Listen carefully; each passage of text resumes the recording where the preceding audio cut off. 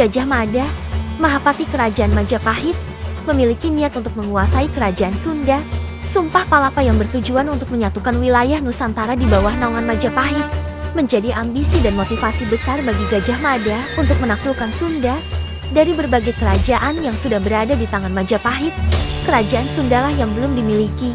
Padahal jarak kedua kerajaan tidak begitu jauh dan masih dalam satu pulau yang sama, Pulau Jawa. Perjalanan rombongan Sunda ke Majapahit ia anggap sebagai bentuk tunduk Kerajaan Sunda menjadi bawahan Kerajaan Majapahit. Ditambah lagi, Gajah Mada beranggapan bahwa Dyah Pitaloka bukan lagi dilihat sebagai calon pengantin Hayam Wuruk, melainkan objek penyerahan diri.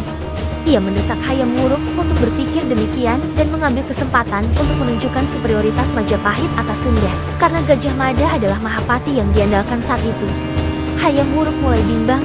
Desas-desus kabar ini berhasil ditangkap oleh utusan Linggabuana. Mereka tidak terima bahwa kedatangan mereka justru dianggap sebagai tanda tunduk akan Majapahit. Bukan karena niat baik pernikahan politik, Hayam Wuruk masih bingung dan membutuhkan waktu untuk mengambil keputusan. Gajah Mada yang teguh pendirian mengerahkan pasukan ke lapangan Bubat tanpa sepengetahuan Hayam Wuruk.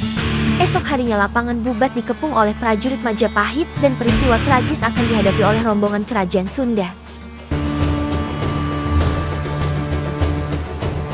Berikut adalah peta Desa Trowulan, Mojokerto, yang direka ulang.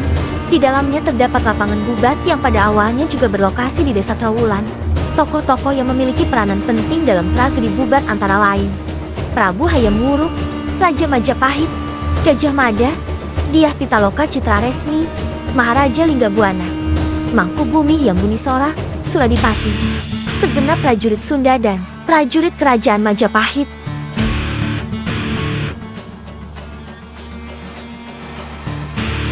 Dampak yang paling terasa dari Perang Bubat adalah runtuhnya ikatan persaudaraan antara Kerajaan Sunda dengan Majapahit.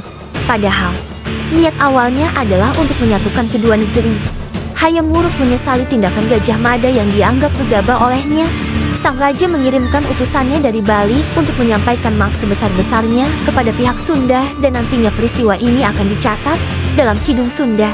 Hubungan diplomatik kedua negara tidak pernah pulih sejak itu hingga ratusan tahun kemudian. Muncul juga sebuah aturan larangan estriti luaran atau secara harfiah berarti larangan istri dari luar.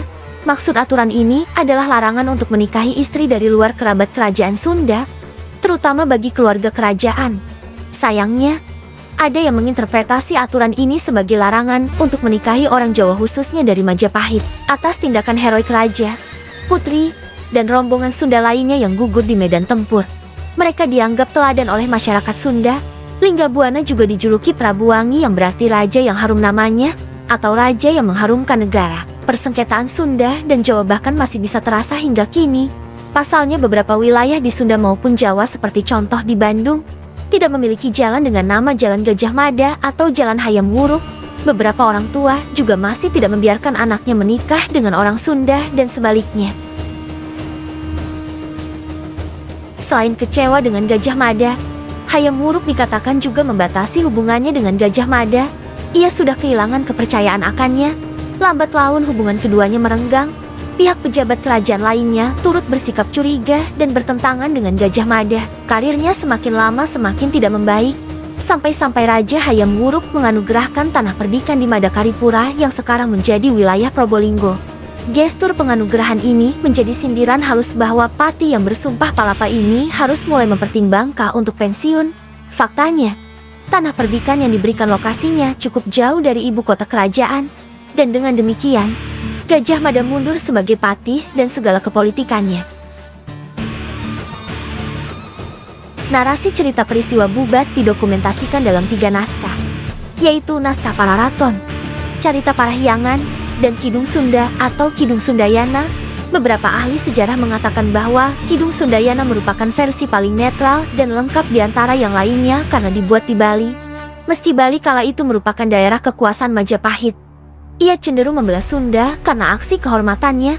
Mereka juga tidak tanggung-tanggung menyatakan bahwa penyulut perang ini adalah Gajah Mada. Dalam Naskah Pararaton, tidak begitu detail menceritakan perang Bubat. Ia bahkan tidak menjelaskan siapa biang keladi dari tragedi naas ini. justru banyak menceritakan soal pasca Perang Bubat dan berbagai tindakan Majapahit untuk berkompromi dengan Sunda. Sedang Carita Parahyangan berfokus pada kekecewaan akan Majapahit dan membanggakan aksi kepahlawanan dan pengorbanan rombongan Sunda demi kerajaan. Nah, Selasares, meski luka masih terdapat bekasnya dari kedua sisi, pemerintah sudah berupaya untuk menghapuskan pamali dan ketidaklaziman yang ada. Contohnya di Jawa Barat sudah ada jalan yang bernama Jalan Majapahit, Jalan Hayam Wuruk, dan Jalan Gajah Mada.